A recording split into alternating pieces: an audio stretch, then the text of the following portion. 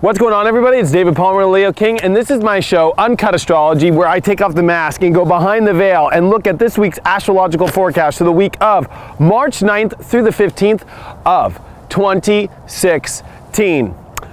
I have new reading rates that are out, so now you can get a reading with me. Check all those new rates out at inclusiveastrology.com. Click on readings. There's a drop-down bar if you want to check that out. And of course, get on my app with daily videos just like this, even more in-depth, day-to-day, all the sun sign horoscopes, sun sign daily text messages. Get it all at theleokingapp.com. We are coming out of a solar eclipse, and we are in between eclipses. That's because here on March 23rd, we are about to have a lunar eclipse, so we are in a very sensitive space in the astrology. And if you look at this week, I gotta be very honest with you, a lot of things happening. So there is going to be a lot to talk about for this report, but even more than that, this is a very extreme time. A lot of shifting going on. We are going to have a lot of Pisces energy. We've got the Sun in Pisces through this week. We've got Mercury in Pisces. We got Neptune in Pisces. We got Chiron in Pisces. We got the South Node of Pisces. And add to the mix, Venus is coming into Pisces this week. So 6 energies in Pisces. The last time we had this much Pisces was around this time of 2013. We actually had 7 energies in Pisces, which was a little bit over too much. So think back 3 years ago to this time and how you were feeling about your sensitivities. I looked in my journal and went through a lot of that stuff, and man, it gave me a lot of insight about kind of, exactly what's going on and the craziness. Sorry, I'm manually adjusting here because it is sunset here as I'm doing this report. Very uncut, by the way. Sun conjuncts Chiron this week, right away as we're starting this week, and we have just gone through a solar eclipse on here. This is about us really having to face some really deep issues in ourselves, but on the positive note, I gotta be honest, this could be us overcoming great issues, and through difficult situations, or more importantly enough, this is you finally facing things, so tapping yourself on the back, saying that you're growing up, you're taking initiative, you're taking the right steps. For those that, unfortunately have been not wanting to play the grown-up game, not playing the Saturn game, which I think a lot of this has been about with Jupiter now starting to square Saturn and Chiron Saturn square.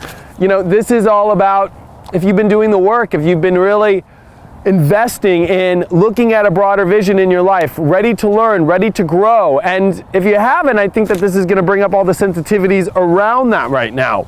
But if you're in that place, I think you're going to realize that, wow, you can really overcome and you can really come into a great, new, awesome, positive light. So really good energy and kind of weird energy at the same time. Mercury conjuncts Neptune this week. So, man, mentally, it's not going to be very clear of how to get things done. We could even lose ourselves in our heads. Life's just kind of all over the place. And Mercury, especially when it is in Pisces, it could feel like your whole world's kind of disorganized and a little bit not together, especially when it comes on Neptune. This is a good time, though, to really check your gut and try and understand messages from spirit. It's almost like the messages are very clear, the imaginative world's very clear, your dreams are very clear, but if you just check in with your gut, if your mind checks in, it should be very clear about what the answers are right now in your life. And this is, I think, very important because when we go farther into this week, we're going to come into one of the most extreme alignments I've seen in a long time, in between eclipses too. So there's a lot of preparing, Thursday, Friday, Saturday, as we have this Mercury-Neptune conjunction, as we have the Sun conjunct Chiron. There's a lot of, kind of trying to listening to the other side and overcoming our issues in our life and learning to really, heal our wounds and move forward. Mars, of course, in Sagittarius, ready to, blaze a trail, but it's kind of at the wrong time. There's too much in Pisces. Venus enters Pisces, and then it's just like all this energy is overwhelming. There's kind of like a delay. And I think that you have to be okay with that. Being okay with kind of tapping into spirit, listening to the other side. I think that this is a great time to kind of connect with your guides and see what your guides are wanting from you at this point. See what the other side is trying to tell you. What is your intuition telling you about this? Mercury does square Saturn, so I gotta be honest, not gonna be easy things to deal with this week. We're Sun Chiron, Mercury square Saturn.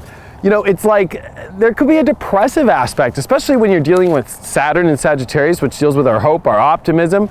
You know, it's not gonna be a week where it's like, you know, that's the thing, is Pisces could be this hallelujah that really, you almost need to check yourself, making sure that you're not drunk. You know, one minute you could be all depressed, you could have a beer, and the next thing you know, it's all okay. But when that thing wears off, you get back to reality. And I think that's what Jupiter's showing. And this is also going to be a Mercury opposed Jupiter week with Mercury square Saturn. We're also having Saturn and Jupiter square, which means that we are just in a very big, powerful T-square when it comes to our mind, our outlook, and being real and being positive and not getting lost in unconsciousness, not getting lost in delusional thinking, and really listening to what Spirit has to say. And almost like God is putting us in a chair and sitting us down and saying, all right, listen. And I think that there's a lot that we have to listen to. Now, the biggest thing that's happening is Monday, the biggest mutable cross I have seen in a long time. The moon's going to come into Gemini, and it is going to be the first quarter square of the moon, and this is in between eclipses Monday, but all opposing Mars, opposing Saturn, squaring Mercury, squaring Jupiter, squaring the node, squaring the sun, even squaring Venus when the moon comes in, and opposing Mars. That's a T-square. We're coming into a multiple, chaotic mess Sunday into Monday, okay? Especially with our mind.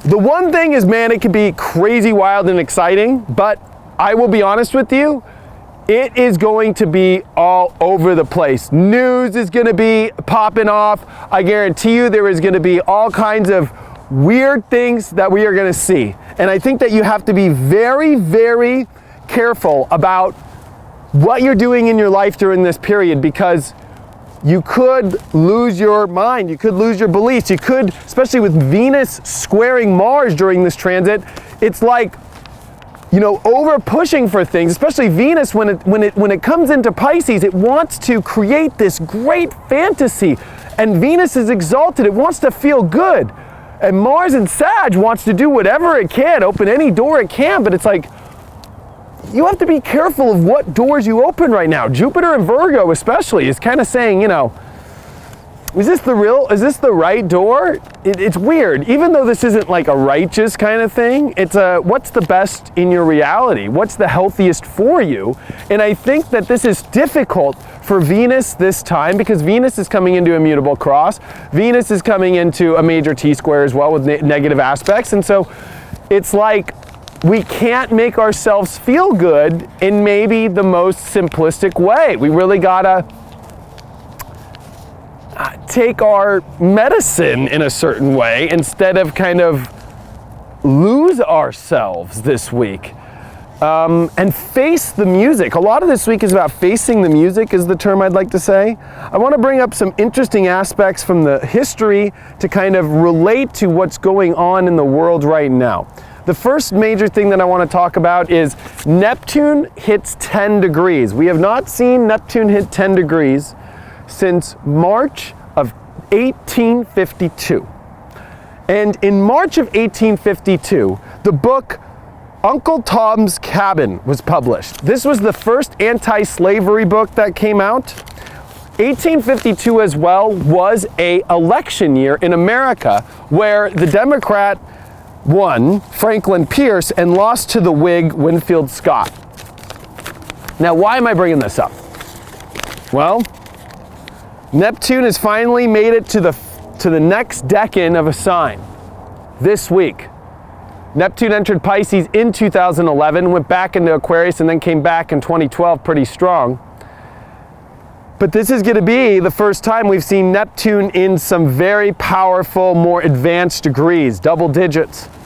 And so when it comes to our illusions, when it comes to listening to the other side, and when it comes to spirituality in general, and when it comes to compassion and looking at the world, this is going to come up majorly. And with the moon that's going to be in Gemini during this time, during a big mutable cross, we have to really make sure that we are not delusionally thinking, we are delusionally believing, or we are delusionally going about things to make ourselves feel better in aspects that are going to put us into the greatest traps and into the aspects that aren't going to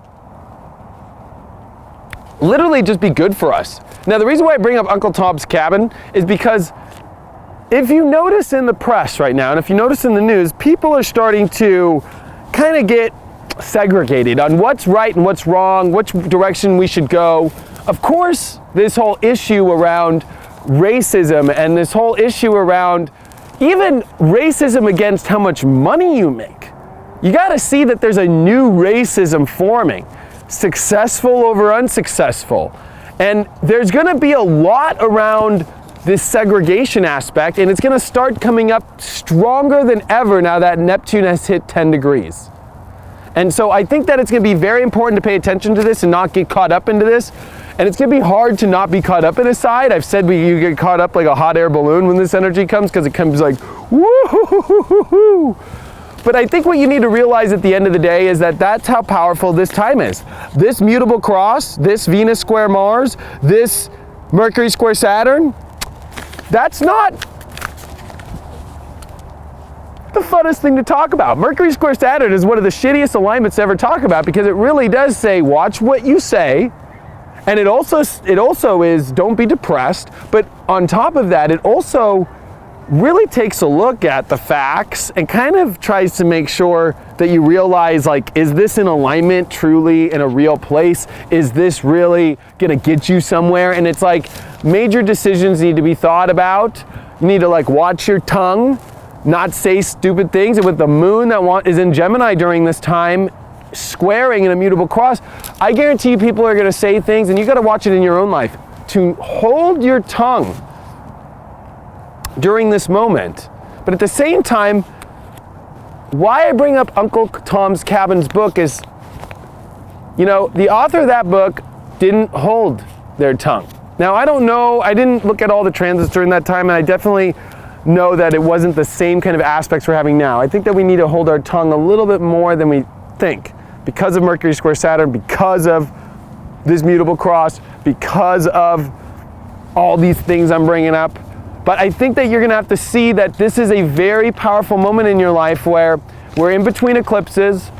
You know, we're kind of in this new chapter, this new story, this new release, this new healing. And to really think things over before you jump. Mars square Venus is like, let's jump into this relationship right now. Let's just go make ourselves feel really good right now and go overboard, especially Mars in Sagittarius. And I'm asking for caution in my report to you to learn that I think with Saturn and Sag, the great lesson is to not go overboard, is to think about things twice, is to not go for stimulation, but long-term growth. And more importantly, to broaden your vision about things, because Mercury in Pisces opposed Jupiter and hitting the nodes as well in the south node, is Mercury's about to unveil all of your past life, all of your spiritual issues in your life face first. If you thought the solar eclipse faced it, that was just, you know, the bulldozer barreling it down to let you really get to the bottom of it. So this is a week where we are going to really face all of our deep stuff. The moon in Gemini in this mutable cross by Monday will make you understand it all, and then that 3/4 square of the moon on Tuesday will literally, you know, wake it up fully and be complete. So I think Sunday, Monday, Tuesday are days to really realize that this is going to be one of the greatest wake-up calls ever, not making sure that you jump into things too much, or that you're not jumping into something Thursday, Friday, Saturday, and then going to go through hell for those 3 days afterwards. And I think that we are all trying to decide what side of the fence who we are. Are we going to become this one identity, or are we going to become this other identity? And what is the true nature of your soul?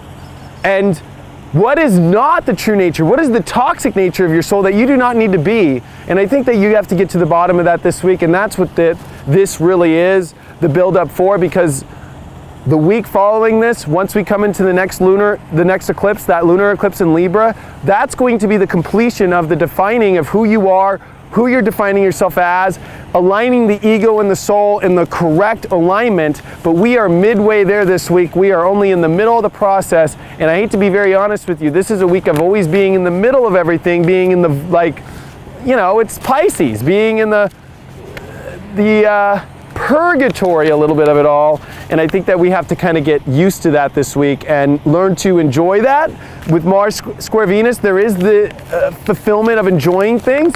With Mercury square Saturn, we will do anything to feel good, and I think that we need to be careful of that this week.